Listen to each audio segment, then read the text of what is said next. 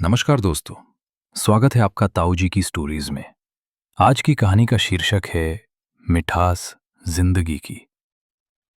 इज्जत, प्यार और आत्मसम्मान की, जिसके किरदार हैं विहान खन्ना, एक अमीर बिजनेस फैमिली का वारिस; अनन्या, हुनरमंद, आत्मसम्मान से भरी मगर आर्थिक रूप से साधारण लड़की; मिस्टर और मिसेस खन्ना, विहान के माता पिता; रोहन, विहान और अनन्या का बेटा। विहान खन्ना को अपनी ही बिजनेस पार्टियों से बोरियत होने लगी थी। हर चेहरा बनावटी, हर हंसी सौदे की तरह लगती थी। एक दिन एक एनजीओ इवेंट में उसने अनन्या को देखा, सादी सी सूती साड़ी में, हाथों से बच्चों को लड्डू बांटती हुई, मुस्कुराती हुई। उसकी सादगी ने विहान को जैसे खींच लिया। बातें शुरू हुईं और कुछ ही महीनों में दोनों का रिश्ता शादी तक पहुंच गया। विहान को लगा कि उसने अपनी जिंदगी की सबसे बड़ी जीत हासिल की है। उसे एहसास नहीं था, असली परीक्षा अभी बाकी थी। शादी के बाद अनन्या खन्ना हाउस में आई तो सब कुछ नया था। चमचमाती फर्श, विदेशी फर्नीचर, नौकरों की लाइन। लेकिन सबसे अजनबी थे वो लोग जिनके साथ उसे रहना था। पहले कुछ दिन तक सब ठीक रहा, पर फिर शुरू हुई कुछ और बातें जो दिल को झकझोर देती हैं। एक सुबह मिसेस खन्ना ने कहा, अनन्या, ये चाय कौन से कप में दी है? हम फाइन चाइना इस्तेमाल करते हैं, ये तो वो नहीं लग रहा है। अनन्या मुस्कुराकर बोली, माँ जी, मैंने तो सोचा था चाय दिल से दी जाए तो कप मायने नहीं रखता। मिस्टर खन्ना ने अखबार से झांकते हुए कहा, विहान देखो बेटा, अब तुम्हारी बीवी को थोड़ा क्लास से खाना पड़ेगा। ये खन्ना परिवार है, कोई लोकल मोहल्ला नहीं। विहान चुप रहा, बस मुस्कुराने की कोशिश करता रहा। वो अपने माता पिता को नाराज नहीं करना चाहता था और अनन्या को दुखी भी नहीं। दिन बीतते गए, हर रोज एक नया ताना, हर मौके पर तुलना। अनन्या अपने बेटे रोहन में खुशियां ढूंढती थी। सिर्फ 3 साल का था, लेकिन वही उसके चेहरे पर मुस्कान लाता था। एक रात विहान घर लौटा, देर रात तक ऑफिस में था। अनन्या ने कहा, तुम रोज इतने लेट क्यों आते हो? रोहन तुम्हारा इंतजार करता है। आज पूरा दिन बुखार में रहा। विहान थके स्वर में बोला, बिजनेस संभालना आसान नहीं अनन्या।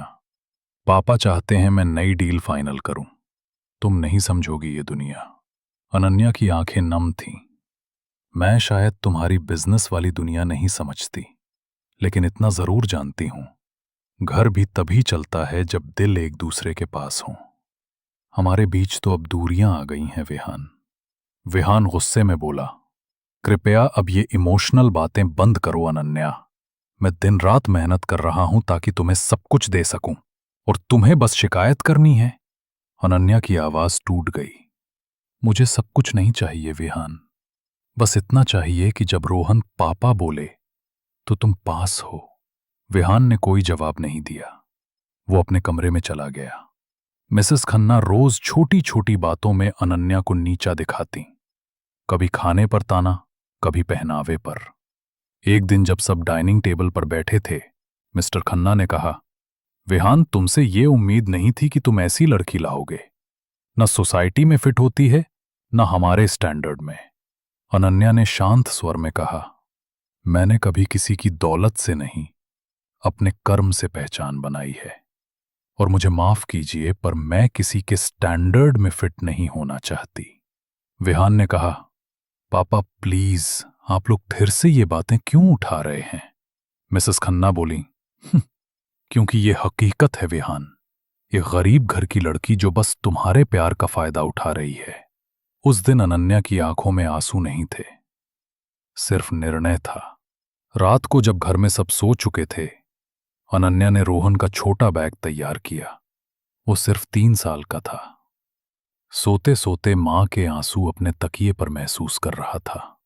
अनन्या ने एक चिट्ठी लिखी, प्रिय विहान, मैंने सोचा था हमारा घर प्यार से चलेगा, लेकिन यहां मैं हर दिन खुद को खोती जा रही हूं।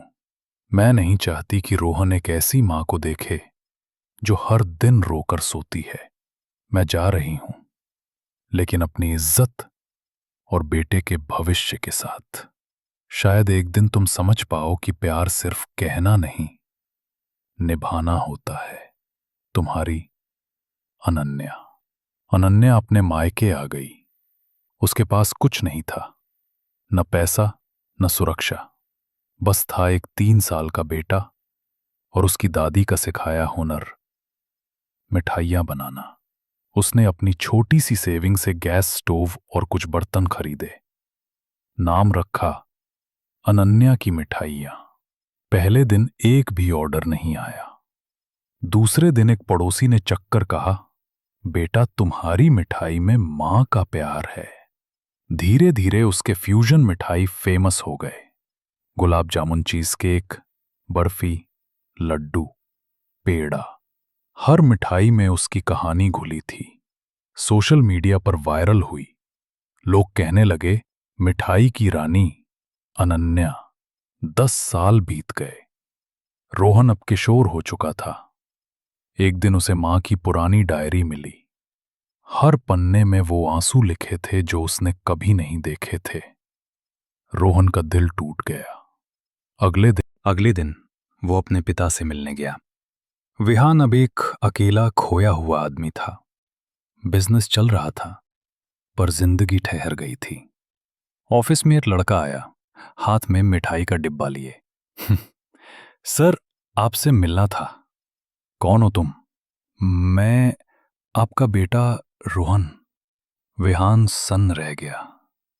आंखों से आंसू गिरने लगे। रोहन ने डिब्बा टेबल पर रखा। उस पर लिखा था, अनन्या की मिठाइयां। ये मेरी मां का बिजनेस है।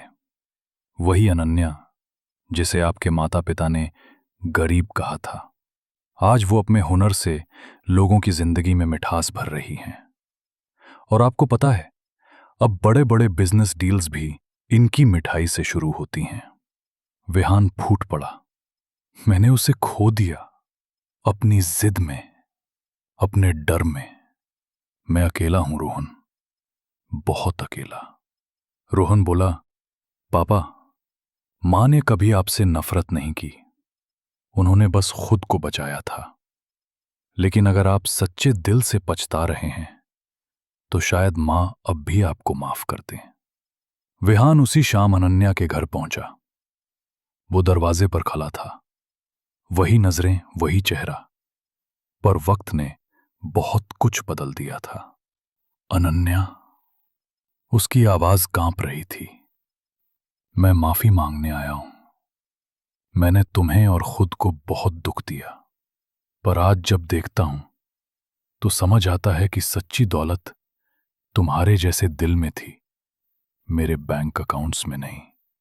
अनन्या ने धीरे से कहा, विहान, मैं तुमसे नफरत नहीं करती। बस अब वही अनन्या नहीं रही जो सब सह जाती थी। अब मैं खुद को जानती हूं, अपनी कीमत समझती हूं। विहान बोला, बस एक मौका दो, ताकि मैं साबित कर सकूं कि इस बार प्यार के साथ इज्जत भी दूंगा। रोहन ने आगे बढ़कर कहा, मां, अब वक्त है कि हम सब एक साथ बैठकर मिठाई खाएं, बिना किसी कड़वाहट के। अनन्या मुस्कुराई, ठीक है विहान, अगर अब हमारी जिंदगी तुम्हारी गलती नहीं, हमारे प्यार की मिठास से चलेगी, तो स्वागत है तुम्हारा घर में और दिल में। विहान ने दोनों को गले लगा लिया और उस दिन जिंदगी ने एक बार फिर मिठास पाली। तो दोस्तों, ये कहानी से सीखने को मिलता है कि प्यार तभी सच्चा होता है जब उसमें इज्जत शामिल हो। जहां इज्जत नहीं, वहां रिश्ता सिर्फ मजबूरी रह जाता है। उम्मीद करता हूं कहानी अच्छी लगी होगी। शेयर जरूर करें और कमेंट में बताएं। मिलते हैं अगली कहानी में। तब तक दिल से सुनते रहिए ताऊ जी की स्टोरीज।